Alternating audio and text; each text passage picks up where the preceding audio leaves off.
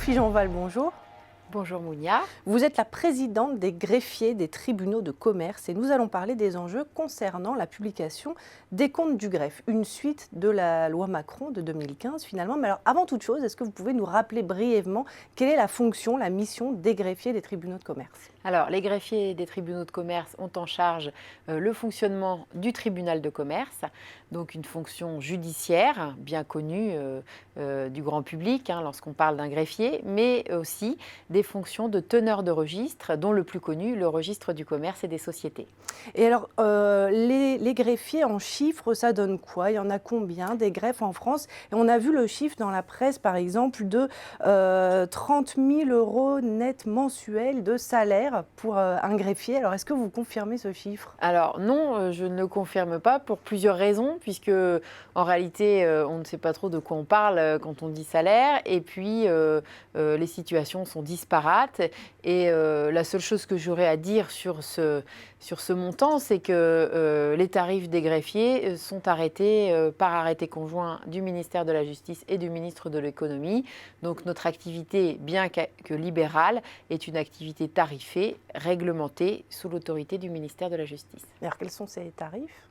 Alors, les tarifs, c'est très simple. Nous avons un certain nombre de missions qui sont listées, qui vont de la délivrance d'actes à la délivrance du jugement et à l'accomplissement des formalités des entreprises. Et donc, chaque ligne tarifaire prévoit un émolument pour ces actes. Et alors, il y a combien de greffiers dans notre pays?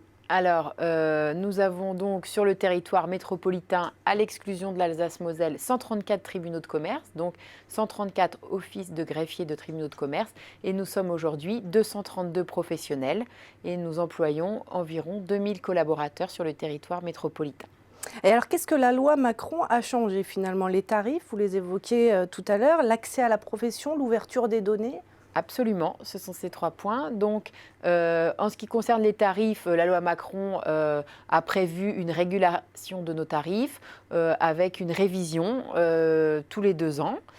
Par ailleurs, la loi Macron prévoit également que le mode d'accès à notre profession est modifié, puisqu'auparavant, la personne qui souhaitait devenir greffier de tribunal de commerce effectuer un stage et passer un examen, ou pouvait acquérir la possibilité d'accéder à la profession par une validation des acquis ou par une équivalence dans la mesure où elle disposait d'un diplôme d'une profession réglementée du droit.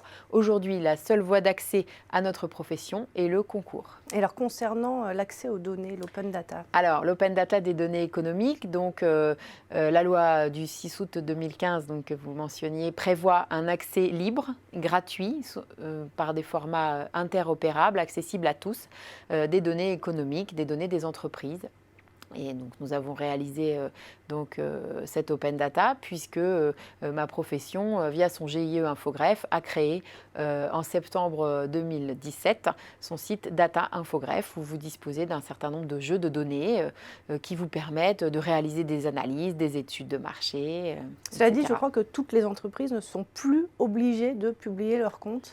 Absolument. Alors, si on parle de la donnée bilancielle, des dépôts de comptes sociaux, la loi Macron a aussi prévu qu'en dessous de certains seuils, les petites et moyennes, enfin les micro-entreprises et petites entreprises n'étaient plus soumises à publicité des comptes. Donc, ces entreprises, lorsqu'elles se trouvent en dessous de seuils réglementés par décret, déposent leurs comptes, mais leurs comptes ne sont pas publiés. Alors, en quoi est-ce que c'est avantageux pour une entreprise de cacher ses comptes finalement ? Alors, on ne peut pas parler d'avantage, mais en réalité, lorsqu'on parle aux chefs d'entreprise, on comprend que ça les gêne parfois de publier leurs comptes, puisqu'ils craignent que leurs co-contractants, les entreprises concurrentes, leurs fournisseurs aient accès à leurs comptes et que ça complique les négociations. Merci Sophie Jeanval pour cette analyse. Merci beaucoup.